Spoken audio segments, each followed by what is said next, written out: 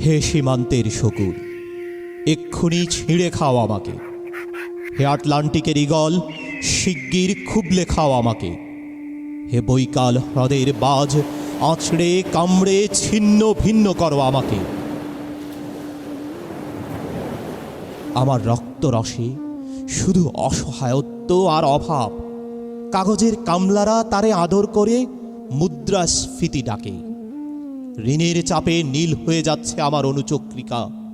সংসার চালাতে অন্তরে হয় ইন্টারনাল ব্লিডিং। কি আশ্চর্য, তবু আমি মরছি না। ওদিকে দোজকের ভয়ে আত্মহত্যা করবারও সাহস পাই না আমি। খোদাকে বললাম, আমি মরতে চাই।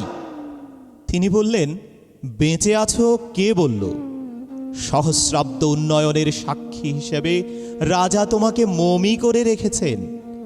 বাজারে দীর্ঘশ্বাস ফেললে নাকি রাজ্যের ভীষণ বদনাম হয়।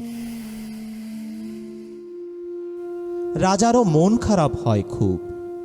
কোতোয়ালরা ফরমান জারি করেছে, আমাকে সারাক্ষণই হাসতে হবে, নইলে দেশি কুকুর ও বিদেশি মাগুরকে একবেলা ভালো মন্দ খাওয়ানো হবে আমার মাংস দিয়ে।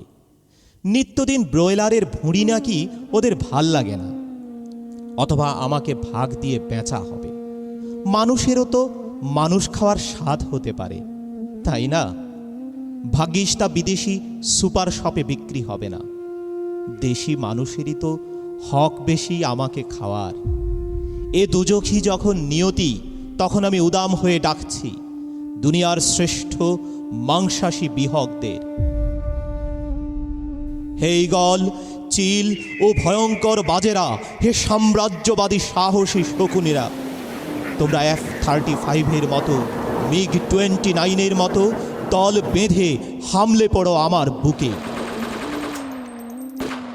আমার রান, থান, চক্ষু, কলিজা আজ সব তোমাদের গনিমতের মাল।